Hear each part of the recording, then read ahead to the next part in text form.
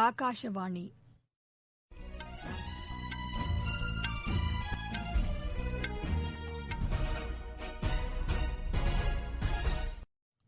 செய்திகள் வாசிப்பவர் லட்சுமி ராகவன்.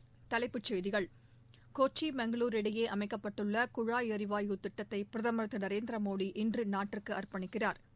வெளியுறவு அமைச்சர் திரு ஜெய்சங்கர் 3 நாள் அரசுமுறை பயணமாக இன்று புதுதில்லியிலிருந்து இலங்கை புறப்படுகிறார். விண்வெளி ஆராய்ச்சியில் தனியார் துறையினர் இஸ்ரோவுடன் இணைந்து செயல்படுவது சுயசார்பு இந்தியா இயக்கத்திற்கு வலு சேர்க்கும் என்று விண்வெளித்துறை இணையமைச்சர் திரு ஜிதேந்திர சிங் தெரிவித்துள்ளார். இங்கிலாந்து நாட்டில் உருமாறிய கோவிட் தொற்றை கட்டுப்படுத்துவதற்கு அந்நாட்டு பிரதமர் திரு போரிஸ் ஜான்சன் புதிய ஊரடங்கை பிறப்பித்துள்ளார். கேலோ இந்தியா இளையோர் விளையாட்டுத் திட்டத்தின் கீழ் வடகிழக்கு பகுதியில் ஷில்லாங்கில் முதல் முறையாக கேலோ விளையாட்டுப் பள்ளி தொடங்கப்பட்டுள்ளது. இனி விரிவான செய்திகள். கொச்சி மங்களூரு இடையே அமைக்கப்பட்டுள்ள குழாய் எரிவாயு திட்டத்தை பிரதமர் திரு நரேந்திர மோடி இன்று நாட்டிற்கு அர்ப்பணிக்கிறார். காணொலி காட்சி வாயிலாக காலை 11 மணிக்கு இந்நிகழ்ச்சி நடைபெறவுள்ளது. ஒரே நாடு ஒரே எரிவாயு கட்டமைப்பு உருவாக்கத்திற்கு முக்கிய திட்டமாக இது கருதப்படுகிறது. கெயில் இந்தியா நிறுவனம் மூலம் 450 கிலோமீட்டர் தொலைவிற்கு எரிவாயு குழாய் அமைக்கப்பட்டுள்ளது. இதன் மூலம் நாள் ஒன்றுக்கு 12 மில்லியன் மெட்ரிக் கனமீட்டர் அளவிலான எரிவாயுவை கொண்டு செல்ல முடியும். எர்ணாகுளம், திருச்சூர், பாலக்காடு, மலப்புரம், கோழிக்கோடு, கண்ணூர் மற்றும் காசர்கோடு மாவட்டங்கள் வழியே இந்த எரிவாயு குழாய் அமைக்கப்பட்டுள்ளது. சுமார் 3000 கோடி ரூபாய் செலவில் இது அமைக்கப்பட்டுள்ளது. 100க்கும் மேற்பட்ட நீர்நிலைகளின் வழியே இக்குழாய் பொருத்தப்பட்டுள்ளது. இது பொறியியல் துறைக்கான சவாலாக கருதப்படுகிறது. இதன் மூலம் சுற்றுச்சூழலுக்கு உகந்த குறைந்த செலவிலான எரிவாயுவை விநியோகிக்க முடியும். இந்த குழாய் பொருத்தப்பட்டுள்ள பகுதிகளில் உள்ள தொழில் மற்றும் வர்த்தக நிறுவனங்களுக்கும் இயற்கை எரிவாயு விநியோகம் செய்யப்படும் என்று தெரிவிக்கப்பட்டுள்ளது. இதுகுறித்து டுவிட்டரில் பதிவிட்டுள்ள பிரதமர் திரு நரேந்திர மோடி, சுயசார்பு இந்தியா இயக்கத்தின் நோக்கத்தை அடைவதற்கு முக்கிய வரலாற்று தருணமாக இந்நாள் கருதப்படுகிறது என்று குறிப்பிட்டுள்ளார். மத்திய அரசு விவசாய பிரதிநிதிகளிடையேயான 7ஆம் கட்ட பேச்சுக்கள் நேற்று புதுதில்லியில் நடைபெற்றது. இக்கூட்டத்தில் 41 விவசாய சங்கங்களைச் சேர்ந்த பிரதிநிதிகள் பங்கேற்றனர். மத்திய வேளாண் துறை அமைச்சர் திரு நரேந்திர சிங் தோமர், வர்த்தகம் மற்றும் தொழில்துறை அமைச்சர் திரு பியூஷ் கோயல் மற்றும் இணையமைச்சர் திரு சோம் பிரகாஷ் ஆகியோர் இக்கூட்டத்தில் கலந்து கொண்டனர். அப்போது புதிய வேளாண் சட்டங்கள் குறித்த விவசாயிகளின் சந்தேகங்களுக்கு அவர்கள் விளக்கமளித்தனர். விவசாயிகளின் பிரச்சினைகளுக்கு மத்திய அரசு திறந்த மனதுடன் தீர்வு காண உறுதி பூண்டிருப்பதாக அமைச்சர் திரு தோமர் அப்போது தெரிவித்தார்.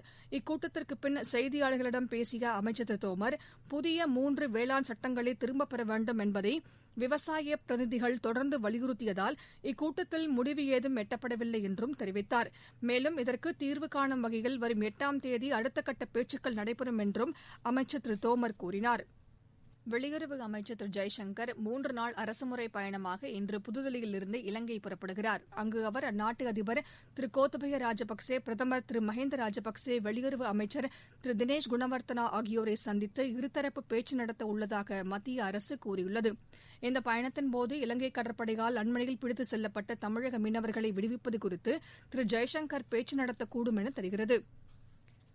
ஜவஹர்லால் நேரு பல்கலைக்கழகத்தில் அடல் பிஹாரி வாஜ்பாய் மேலாண்மை மற்றும் தொழில் முனைவோர் பள்ளிக்கு மத்திய கல்வித்துறை அமைச்சர் திரு ரமேஷ் போக்ரியால் நிஷாங்க் காணொலி காட்சி வாயிலாக அடிக்கல் நாட்டினார். அப்போது பேசிய அவர், புதிய தேசிய கல்விக் கொள்கையை அமல்படுத்துவது மற்றும் பல்கலைக்கழகத்தின் மேம்பாட்டிற்காக பாடுபடுவது போன்றவற்றுக்காக பல்கலைக்கழக துணைவேந்தர் பேராசிரியர் திரு ஜெகதீஷ் குமாருக்கு அமைச்சர் திரு ரமேஷ் போக்ரியால் வாழ்த்து தெரிவித்துள்ளார்.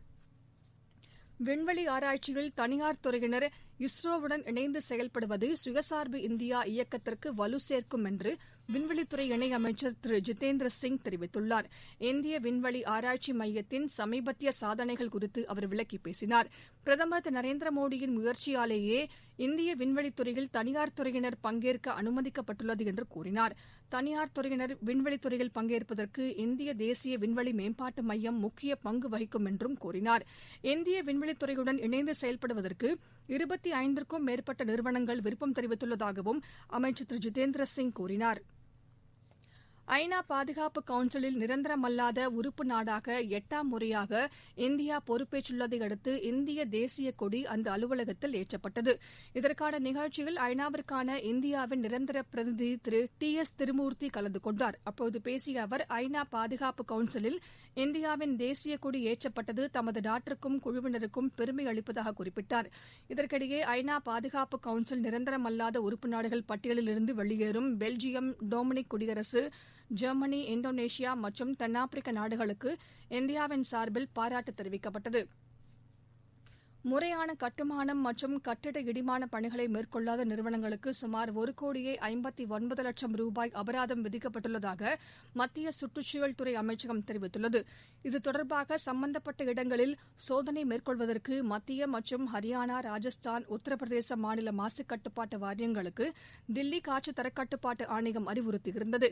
கடந்த மாதம் 24ஆம் தேதி முதல் 31ஆம் தேதி வரை 227 குழுக்கள் மூலம் பல்வேறு இடங்களில் சோதனை மேற்கொள்ளப்பட்டது. 3000க்கும் மேற்பட்ட இடங்களில் மேற்கொள்ளப்பட்ட சோதனைகளில் 386 இடங்களில் கட்டுமானம் மற்றும் இடிபாடு மேலாண்மை விதிகள் மீறப்பட்டுள்ளதாக கண்டறியப்பட்டது. நீங்கள் கேட்டுக்கொண்டிருப்பது ஆகாஷவாணியின் செய்தி அறிக்கை. கோவிட்-19ற்கு எதிரான போரில் நமக்கான 3 கவசங்கள்.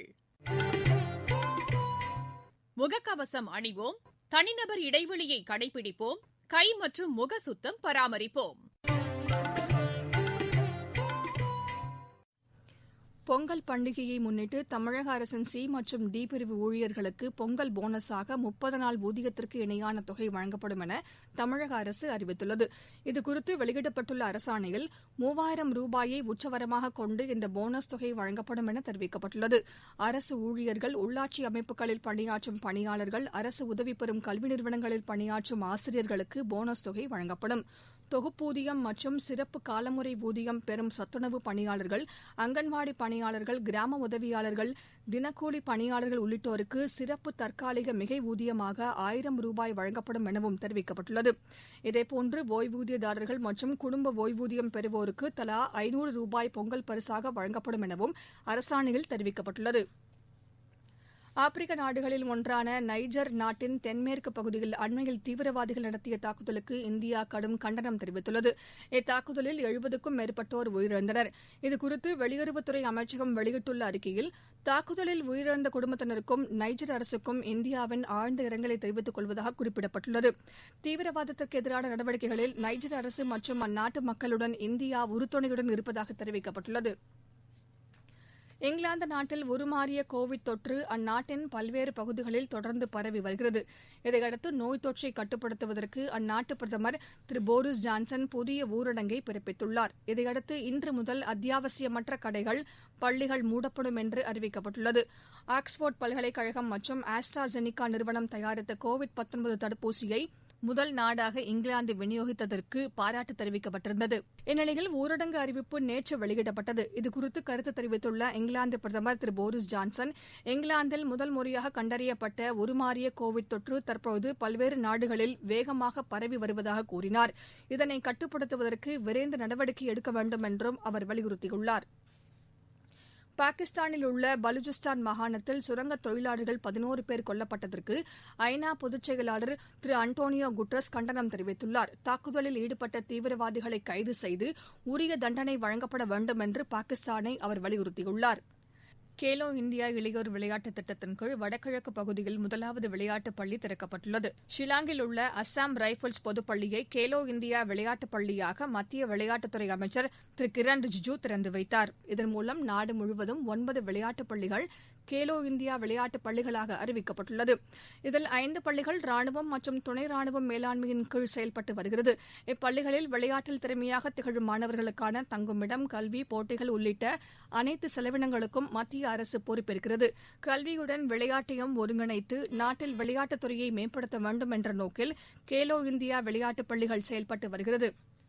ISL கால்பந்து போட்டியில் பெங்களூரு அணி இன்று மும்பை அணியை எதிர்கொள்கிறது. நேற்று நடைபெற்ற ஆட்டத்தில் ஹைதராபாத் அணி 4-1 என்ற கோல் கணக்கில் சென்னை அணியை வென்றது. மீண்டும் தலைப்புச் செய்திகள். கொச்சி பெங்களூரு இடையே அமைக்கப்பட்டுள்ள குழாய் எரிவாயு திட்டத்தை பிரதமர் திரு நரேந்திர மோடி இன்று நாட்டிற்கு அர்ப்பணிக்கிறார். வெளியுறவு அமைச்சர் திரு ஜெய்சங்கர் 3 நாள் அரசுமுறை பயணமாக இன்று புதுதில்லியிலிருந்து இலங்கை புறப்படுகிறார். விண்வெளி ஆராய்ச்சியில் தனியார் துறையினர் இஸ்ரோவுடன் இணைந்து செயல்படுவது சுயசார்பு இந்தியா இயக்கத்திற்கு வலு சேர்க்கும் என்று விண்வெளித்துறை இணையமைச்சர் திரு ஜிதேந்திர சிங் தெரிவித்துள்ளார். இங்கிலாந்து நாட்டில் உருமாறிய கோவிட் தொற்றை கட்டுப்படுத்துவதற்கு அந்நாட்டு பிரதமர் திரு போரிஸ் ஜான்சன் புதிய ஊரடங்கை பிறப்பித்துள்ளார். கேலோ இந்தியா இளையோர் விளையாட்டுத் திட்டத்தின் கீழ் வடகிழக்கு பகுதியில் ஷில்லாங்கில் முதல் முறையாக கேலோ விளையாட்டுப் பள்ளி தொடங்கப்பட்டுள்ளது. இத்துடன் இந்த செய்தி அறிக்கை நிறைவு பெற்றது. எமது செய்திகளை உடனுக்குடன் அறிந்து கொள்ள AIR News_Chennai என்ற டுவிட்டர் பக்கத்திலும், செய்தி தொகுப்புகளை all India radio news Chennai என்ற யூடியூப் சேனலிலும் கேட்கலாம்.